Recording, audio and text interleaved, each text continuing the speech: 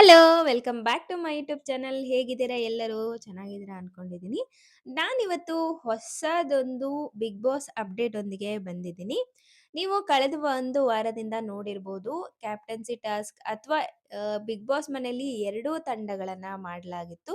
ಒಂದು ಎಲಿಮಿನೇಷನ್ ತಂಡ ಹಾಗೆ ಇನ್ನೊಂದು ಸೇವ್ ಆಗಿರುವಂತಹ ತಂಡ. ಇವೆರಡೂ ತಂಡಕ್ಕೂ ಟಾಸ್ಕ್‌ಗಳನ್ನ ಕೊಡ್ತಾನೆ ಬಂದ್ರು. ಸೊ, ಮೊದಲನೇದಾಗಿ ಇಲ್ಲಿ ಒಂದು ಮಡಿಕೆ ಹೊಡೆಯೋ ಟಾಸ್ಕು, ಅದಾದ್ಮೇಲೆ ಬ್ರಿಕ್ಸನ್ನ ಬ್ಯಾಲೆನ್ಸ್ ಮಾಡುವಂತಹ ಟಾಸ್ಕು. ಇವೆರಡೂ ಟಾಸ್ಕನ್ನು ಕೂಡ ಎಲಿಮಿನೇಷನ್ ಆದಂತಹ ತಂಡ ಗೆಲುವನ್ನ ಸಾಧಿಸಿತ್ತು. ಅದಾದ್ಮೇಲೆ 3ನೇ ಟಾಸ್ಕ್ ಆಗಿ ಸ್ವಿಮ್ಮಿಂಗ್ ಪೂಲಲ್ಲಿ ವೀಲನ್ನ ಬ್ಯಾಲೆನ್ಸ್ ಮಾಡಿಕೊಂಡು ತಂದು ಅವರು ಹೇಳಿರುವಂತಹ ಜಾಗಕ್ಕೆ ಇಡಬೇಕಾಗಿತ್ತು. ಈ ಟಾಸ್ಕನ್ನ ಸೇವ್ ಆಗಿರುವಂತಹ ತಂಡ ಜಯಶಾಲಿ ಆಗತ್ತೆ. ಎಲಿಮಿನೇಷನ್ ಆದಂತಹ ತಂಡದಿಂದ ರಘು ಅವರು ಈ ಒಂದು ವೀಲನ್ನ ತರೋದಕ್ಕೆ ಸ್ವಿಮ್ಮಿಂಗ್ ಪೂಲ್‌ಗೆ ಹೋಗಿರ್ತಾರೆ. ಅದಾದ್ಮೇಲೆ ಧನು ಅವರು ಸೇವ್ ಆಗಿರುವಂತಹ ತಂಡದಿಂದ ಹೋಗಿರ್ತಾರೆ. ಆದ್ರೆ ರಘು ಅವರು 2 ಬಾರಿ ವೀಲ್‌ಗಳನ್ನ ತರ್ತಾರೆ. ಆದ್ರೆ 3ನೇ ಬಾರಿ ಸ್ವಲ್ಪ ಅವರಿಗೆ ಸ್ಟ್ರಕ್ ಆಗ್ಬಿಡುತ್ತೆ. ಹಾಗಾಗಿ ಸ್ವಲ್ಪ ಲೇಟ್ ಆಗುತ್ತೆ ವೀಲ್ ತರೋದು. ಅಷ್ಟರಲ್ಲಿ ಧನುಷ್ ಅವರು 3ನೇ ವೀಲನ್ನ ತಂದು ಹೇಳಿದಂತಹ ಜಾಗದಲ್ಲಿ ವೀಲನ್ನ ಇಟ್ಟಿರ್ತಾರೆ. ಇದರಿಂದಾಗಿ ಎಲಿಮಿನೇಷನ್ ಆದಂತಹ ತಂಡ ಈ ಒಂದು ಸುತ್ತಲ್ಲಿ ಸೋಲನ್ನ ಅನುಭವಿಸುತ್ತೆ. ಅದಾದ್ಮೇಲೆ ಹೆಣ್ಮಕ್ಳನ್ನು ಕೂಡ ಬಿಡ್ತಾರೆ. ಇವರು ಮೇಲಿರುವಂತಹ ವೀಲ್‌ಗಳನ್ನ ಅಲ್ಲಿ ಹಾಕಿದಂತಹ ಚೌಕದಲ್ಲಿ ಸರಿಯಾಗಿ ಜೋಡಿಸಬೇಕಾಗಿರತ್ತೆ.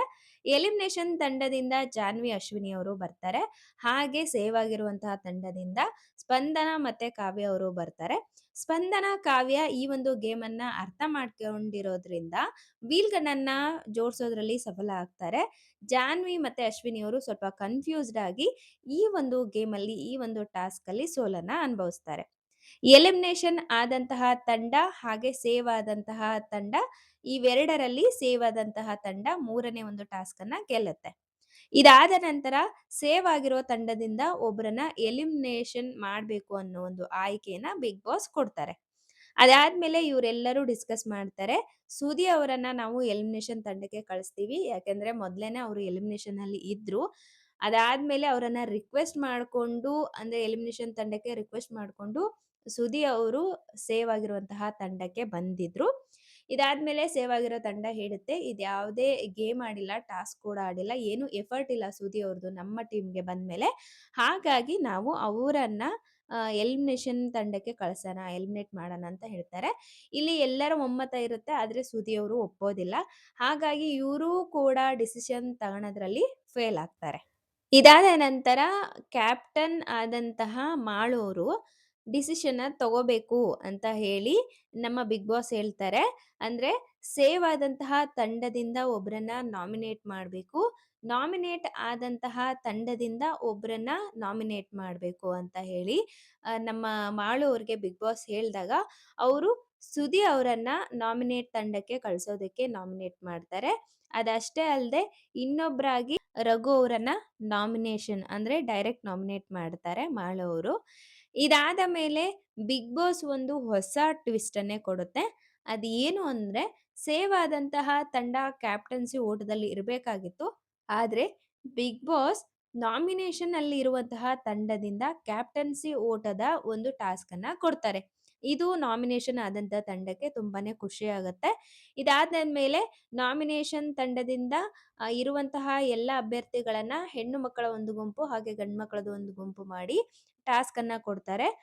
ಒಂದು ಚೌಕಟ್ಟಲ್ಲಿ ಬಾಲನ್ನ ಇಟ್ಟಿರ್ತಾರೆ. ಆ ಬಾಲನ್ನ ಅವರು ಸೇವ್ ಮಾಡ್ಕೋಬೇಕು.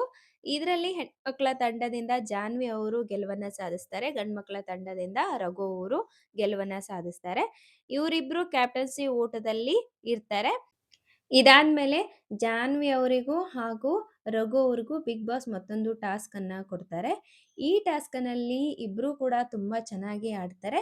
ಆದ್ರೆ ರಘು ಅವರು ಸ್ವಲ್ಪ ಹೆಚ್ಚಿನ ಮಟ್ಟದಲ್ಲಿ ಆಟವನ್ನ ಅರ್ಥ ಮಾಡ್ಕೊಂಡು ಸ್ಟ್ರಾಟಜಿ ಯೂಸ್ ಮಾಡ್ತಾರೆ. ಇದರಿಂದಾಗಿ ರಘು ಅವರು ಅವರಿಗೆ ಕೊಟ್ಟಂತಹ ಟಾಸ್ಕ್ ಅನ್ನ ಜಾನ್ವಿ ಅವರಿಗಿಂತ ಮೊದಲೇನೆ ಕಂಪ್ಲೀಟ್ ಮಾಡ್ತಾರೆ. ಇದರಿಂದಾಗಿ ಮತ್ತೊಮ್ಮೆ ರಘು ಅವರು ಬಿಗ್ ಬಾಸ್ ಮನೆಯ ಕ್ಯಾಪ್ಟನ್ ಆಗ್ತಾರೆ. ಸೊ, ನೋಡಿದ್ರಲ್ವಾ ಇವತ್ತಿನ ಅಪ್ಡೇಟ್ ಹೀಗಿತ್ತು. ಮತ್ತೆ ರಘು ಅವರು ಕ್ಯಾಪ್ಟನ್ ಆಗಿದ್ದಾರೆ. ಮತ್ತೆ ಒಂದು ಬಿಗ್ ಬಾಸ್ ಹೊಸ ಅಪ್ಡೇಟ್ ಒಂದಿಗೆ ನಿಮ್ಮ ಮುಂದೆ ಬರ್ತೀನಿ. ಅಲ್ಲಿವರೆಗೂ ಟೇಕ್ ಕೇರ್. ಬಾಯ್. ನಮಸ್ಕಾರ.